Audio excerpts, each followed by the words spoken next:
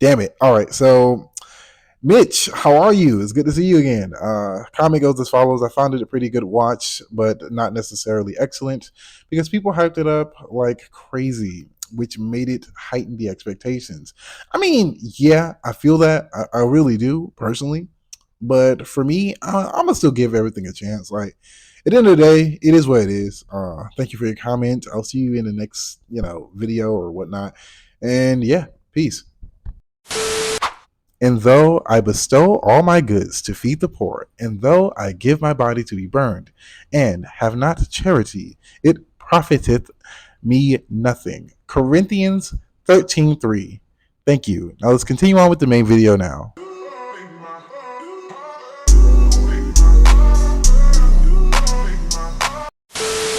All right, guys, I'm sorry for having to say all this, but I'm pissed right now. I had to re-record this, re-edit it like 5 times. It's like the fifth edit. Hopefully, I can get my fucking bread for this video.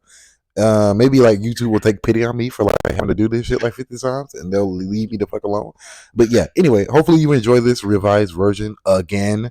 So yeah, anyway, peace. I saw this article pop up on my feed randomly, so I was like, you know what? Let me see if I can stretch this to a video or not. So here we are. We're gonna see.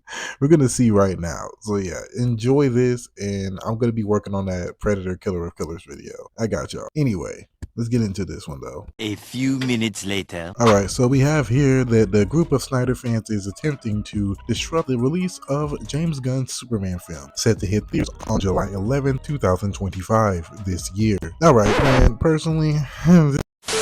Alright, the article continues and it goes as follows. A Reddit post from a Snyder supporter urged others to spoil the movie online, post negative reviews, and block ticket sales by reserving seats without purchasing them. The post labeled Gunn's project The Imposter Superman and claimed Gunn fired the first shot and killed the Snyderverse. I see what he did there, that's kind of funny. Anyway, and here is our chance to take the fight back to him. Now personally, that is kind of crazy. Imposter Superman is wild. Definitely a Snyderbro for sure. Now, is that going to impact the movie negatively? I would say no.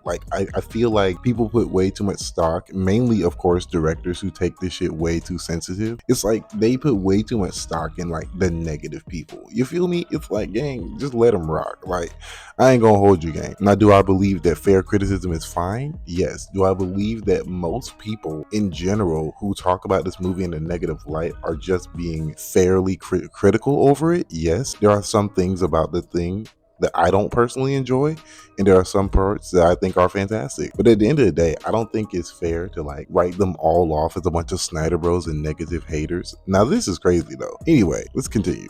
A few moments later. Gunn addresses the campaign directly on Threads, dismissing its impact. I think we will survive. I'm not sure the 8 people that listen to that guy, I'm going to go out on a limb here and guess it's a guy, are going to impact the course of events, he wrote. Personally, again, I don't know why he brought up like guy as like a negative connotation. Like, what does that add to the point you're making, sir? I genuinely hope and wish to understand why guy nowadays, or being a straight guy, is like a negative connotation and like a gotcha for an insult. I don't understand the logic here, but go off, James Gunn. Not exactly oozing with masculinity yourself, but let's continue.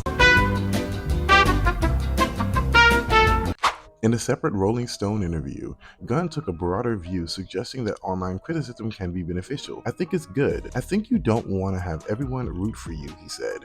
The tension stems from Gunn's role as co-head at DC Studios, where he's steering a new DC universe, moving away from Snyder's vision known as the Snyderverse. And again, personally, I think this is like one of the best stances to have. Now, is it a bit finicky? Is it a bit moving the goalposts slightly? Because for me personally, it's like, yeah, at least acknowledge what the fans would ask for. Because like personally, I think it's important to just distinguish fans from like Snyderbros, because it's like, if I want my Superman to be the Superman, because so many people keep like misinterpreting Superman, I'm going to have a problem with like any version of Superman, whether it be Snyder's, whether it be this version. And it's like, I haven't exactly fallen in love with every version of Superman. There's always been a part of me that's critiquing certain parts of the adaptation. That's the point of healthy criticism. I think that's the part that like James Gunn doesn't address. He's just like, oh well, it could be be good to have criticism, but why? But why though? Like, you have to get into it because the fans genuinely do care for Superman. Like, I don't get why this is so hard for like a lot of directors to admit that it's okay for fans to have criticisms. Like, this is what made Henry Cavill so beloved in the first place. He was a fan and he wanted the fans to have their criticism, and he wanted them to be allowed to have that in their space, because yeah, at the end of the day, actors are tourists for the most part. They don't actually care for real.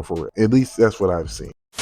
While some fans remain loyal to Snyder's darker take on characters like Superman and Batman, Gunn is focused on launching his Superman film as the foundation for DC's rebooted cinematic slate. He mentioned that one of the actors in the Superman gets really upset reading online comments, but Gunn reminded them that most of the people and most reactions were positive. The trailer came out, and the reaction was 97 to 98% positive. He said, "These people help us because you don't want everything to seem 100% positive." Again, why? And also to the actor, nigga, cry about it. If you don't get a backbone, like, I have a sneaking suspicion that the actor is either David Cornsweet or like one of the female actresses or whatever. Like, cause I'm like, gang, ain't no way. Like, you gotta calm down, bro. Like, you go over here hyperventilating because like people don't like everything about the trailer. And again, I have to repeat, fans are allowed to critique it. I personally think this version of Superman is a bit of a puss. I think he's over here screaming at his wife or girlfriend or whatever have you. He's just screaming at Lois, "People are going to die." Like, bro, you mind toning it down? And again, Superman doesn't have to be a stoic,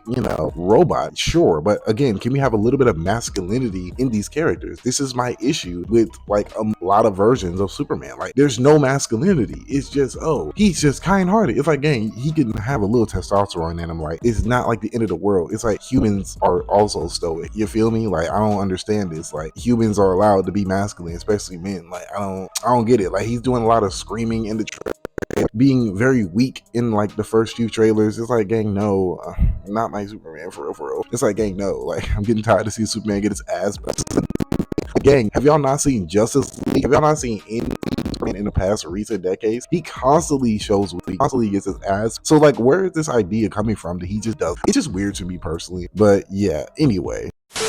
James Gunn also pointed out that some people always find something to complain about. He joked about the controversy that the sun causes Superman pain, saying that it's a great controversy that the sun caused Superman pain. It's disappointing to see fans try to sabotage a movie before it even came out, or before it even comes out, especially when Gunn's Superman could offer a fresh take on a beloved superhero. His response shows confidence and willingness to brush off the noise, which is the right move. Fandom should lift up what they love, not tear down what they don't. What? I'm gonna stop it right again. Are allowed to complain about what they love, because you can't just expect fans to take whatever you give them and be like, here, take this piss and call it rain. I don't understand, like, what's wrong with fans having problems with something. I don't understand. If they love it, they should be allowed to critique it. It's like, bro, is this how you handle your relationships? Oh, just take anything good and anything bad, just brush it off. Like, just ignore it, gang.